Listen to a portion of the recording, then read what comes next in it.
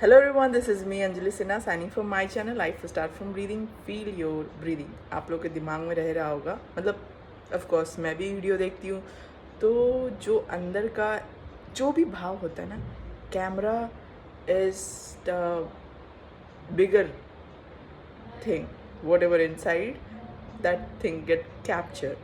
तो बस देखने योग्य, मतलब ऐसा कोई किसी को इम्प्रेस करना जैसा नहीं.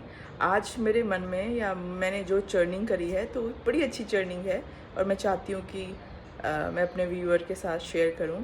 और वो चर्निंग ये है कि जब भी हम अपने आप को देखते हैं मिरर में, तो ये प्रकृति दिखाई देती है, लेकिन अंदर से जब आप देख रहे होते हैं खुद को, तो आपको सिर्फ आपके गुण ही आपको पता होंगे. कहते हैं कोई व्यक्ति अगर अपने आप को जान लेता है कि उसके अंदर में क्या, जैसे कि क्या गुण है, क्या स्वाद है, क्योंकि अंदर से जैसे कोई पुरुषार्थी आत्मा होती है तो उसके अंदर में रहता है कि मैं इस दुनिया में एटलीस्ट पुरुषों में उत्तम आत्माएं हूँ, है ना. तो उनको ये थोड़ा सा अभिमान होता है हर किसी में.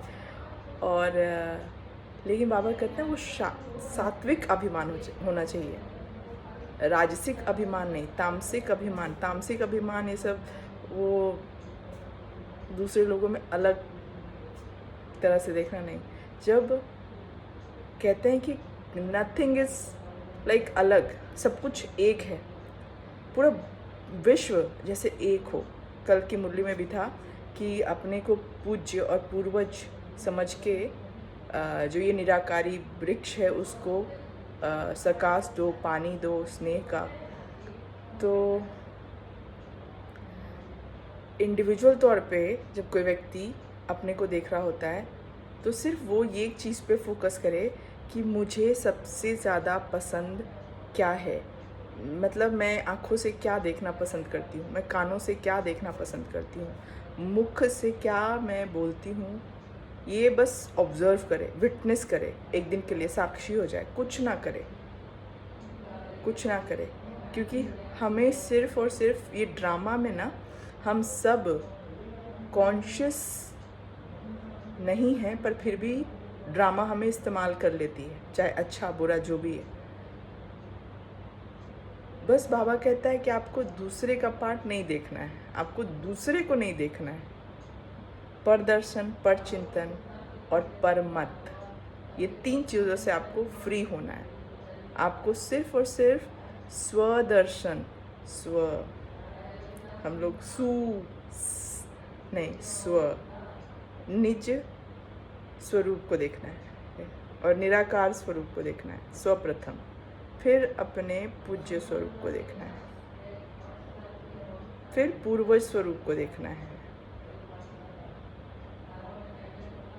और फिर लोगों को, किसी भी आत्मा को, क्योंकि आपके धारणा में जो है वो ट्रिगर होने वाला है, ट्रिगर रिएक्शन होता है.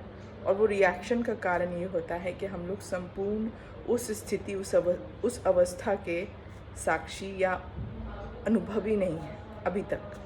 जो निराकारी दुनिया है या निराकारी वर्ल्ड है, उसके हम सभी प्रैक्टिकल में अनुभव स्वरूप नहीं है. बाबा थे तो उनके तन में शिव बाबा की प्रविष्टा थी. जैसे कि दादी का कोई भी वीडियो उठा लो, दादी के नैनों से आपको एक तरह का अलग प्रेम दिखेगा. वो किसी के नैनों से नहीं दिखेगा, सिर्फ और सिर्फ दादी के नैनों से ऐसा लगेगा, छलकेगा वो चीज़ उनकी. लेकिन मुझे दादी ऐसे भी प्रिय थी क्योंकि उनको पता था कि उनका पार्ट है, वो पार्टधारी हैं बाबा को इस यज्ञ को आगे बढ़ाने में, और वो बड़े निर्माणता से वो पार्ट प्ले करती थी. वो बहुत ही सुंदर लगता था, इसलिए दादी से मेरा पर्सनल कनेक्शन था.